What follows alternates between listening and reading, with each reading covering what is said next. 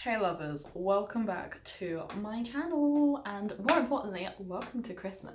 If you have not been here before, hey, my name's Mia. If you have been here before, hey, welcome back. So, I know, some of you saw the title of this, you saw the theme, you saw Christmas, and the British part of you just wanted to complain. You were like, yo, it is the first day of November, have a break, have a Kit Kat, let's not do this. First of all, I just want to say, grow up, okay? Everyone knows the 1st of November is Christmas. I don't make the rules. The capitalist fuckers controlling our society and pushing Christmas decorations into the supermarkets on the 1st day of November make the rules, okay? Go and talk to them. Anyways, I'm actually not here being my true capitalist self and, promoting things to buy and here's a gift guide. I might be doing that later in the season, but not yet. I tried to do like a Christmassy makeup look and it's just a lot. I don't think it's Christmassy, it's just a lot. I am very aware that the world kind of just fucked everyone over colossally in 2020, I just realized that this is a Christmas video and I was over here talking about, the looming threat of impending economic doom over everyone's head.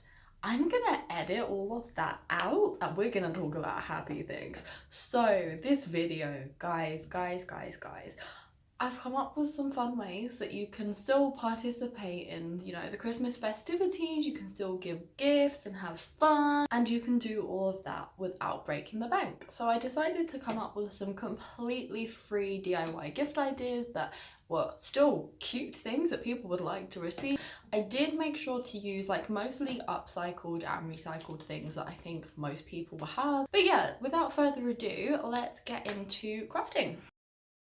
Our first craft is the holy trifecta of crafts. It is really easy, it is really cute, and it requires very, very minimal effort. What we're making is just a little baby avocado tree, and literally all you need is an avocado from any grocery store. Alright, if you guys have been following me for a hot sec, you will know that I like to keep things as easy as possible. So this is keeping in line with that tune. All you have to do, fill your sauce jar up with some fresh water and then make sure that your avocado pit is suspended with the base just touching the waterline. You don't want too much of the avocado in or it might get a little bit moldy. Guys, I'm not gonna lie to you, sometimes these can take a month or two to sprout. Here are some of the ones we've got growing on our window at the moment, but that's part of the reason I got this up nice and early. If you do want to try making this, you've got a little bit of lead time. Alright guys, here comes the fun part, decorating. So my first step was to make a DIY label with an awkward avocado pun on it. I just used the free software Photopea. It's no download, completely free. Use it in browser. Just designed a really quick label, printed it off, and used glue to stick it onto the side of my bottle. I now realize I probably should have made that a printable. Sorry. In the end, I decided to go for a more minimal finish and I scrapped that chunky green ribbon. I do really like how this looks. I think it's kind of like Scandinavian Christmas minimal chic. But yeah, I think this turned out into a really cute little gift and it was completely free. Our next gifts are hands down my favorites. I think they're genuinely so cute. They look like you could have bought them from a teeny tiny little boutique store at a massive markup. And look, if you want to do that, I actually sell them on my Etsy store. Although not for a massive markup because I'm a capitalist, but not that much of one. The first thing you need for these are some propagated succulent cuttings. I'm not going to include a tutorial on how to do this in this video just because that would make it really lengthy, but it's super easy. They usually root or sprout new heads within a couple of weeks, which means you've got loads and loads of time for it. And if you don't have existing succulents around the house, you can actually buy succulent cuttings off places like Etsy, and they are really cheap. We're gonna tackle our wine cork planter first because I didn't film the other one and I'm procrastinating editing whatever the fuck that mess is gonna look like. So for our wine cork planters, all you need is just, you guessed it, an old cork, a sharp knife, and if you want, some cold acrylic paint. Our first step is to use that sharp knife to hollow out your wine cork. This is really easy, if a little bit labor intensive.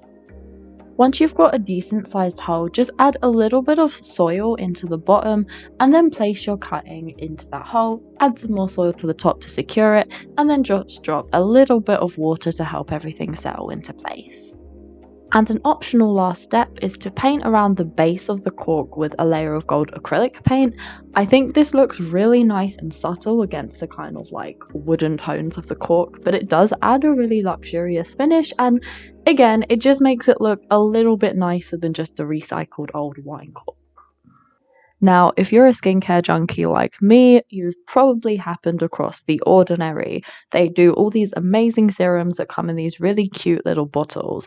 But what do you do with them once they've run out? So, this next planter is actually an upcycle of an old retinol bottle that I had. By the way, their retinol products are amazing. Highly recommend. So, remove the label, make sure to wash the inside really, really thoroughly just so that there aren't any residual chemicals left. And then it's pretty much the same as our wine cork planter. Just fill up to pretty much the top with soil, pop in your succulent cutting, add a little more soil around just to secure it in place, and then add a little bit of water just to help everything settle in. I really like the look of twine wrapped around the top of these, especially because I'm using the brown bottles. I think it just looks really like rustic and vintage, but you can decorate to whatever your tastes are. Now, you may have seen this next gift all over Pinterest 1,000 times, but there's a reason for that. It's super cheap to recreate. This one actually only has 2 ingredients, and I guarantee you've probably got both of them in your pantry at the moment. And you can even use a recycled old coffee jar to store everything in, which means it can be made completely for free. Once you've washed and dried your jar, pop into your kitchen and grab some flour and some caster sugar. I do have shorts on, by the way. I'm just pretty short, so I needed to stand on a chair. And once you've got that together, just put 3 cups of flour into your jar and then 1/3 of a cup of caster sugar. And yes, I know I'm using white sugar here, but it's all I had in the house. To decorate, I just used some really festive ribbon and tied it all off with twine. On the top, I did actually print out what the rest of the recipe is, which is to add 250 grams of melted butter and to cook at 160 degrees for 10 to 12 minutes. And then I just decorated that with a couple of really cute stickers as well.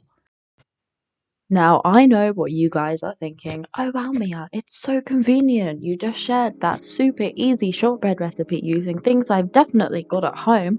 Why don't I make shortbread? Well, I'm glad we're on the same wavelength, because that is what Gift 4 is. Funny story, but we actually don't have a working oven, so I couldn't bake these myself. But like I said, you've got the easiest recipe there for you. Just get some Christmas shaped cutters, bake some shortbread, really nice and simple, and then you can gift it on. So one of my favourite Christmas items are fillable ornaments. They're really cute, you can customise how they look year on year, and also, you know, I don't really like single-use plastic, but these ones you can keep for year after year. A really fun way to gift shortbread is to pop a couple of biscuits inside of a fillable ornament, decorate it to look pretty, and give it to your gift recipient.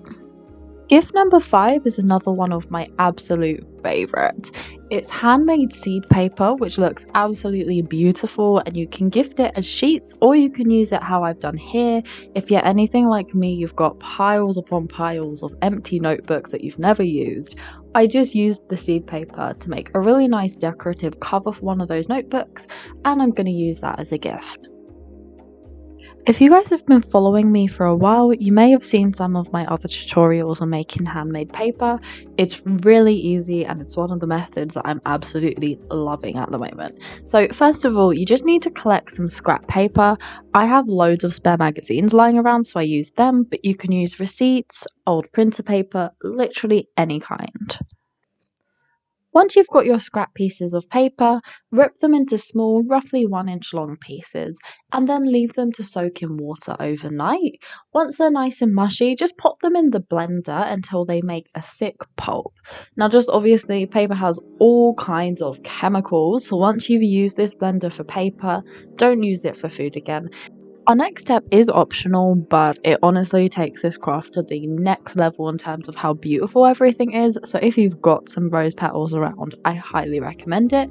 What I basically do is once I've got that nice thick pulp, I add a handful of rose petals into it, pop it back in the blender for about 2 to 4 seconds.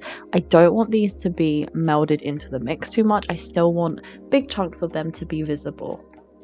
And that's our paper pulp complete. So now you just need to find a big plastic tub, and this needs to be deep enough to hold your mold and decal. By the way, if you don't have one of these to hand, you can DIY them for free. I'm not going to include a tutorial here for that just because that would make the video really long, but just give it a Google or search on YouTube and you can find out how to do that. Once you've picked a suitable tub, pour your paper pulp into it and then just add water until there's enough liquid to cover the mold and decal.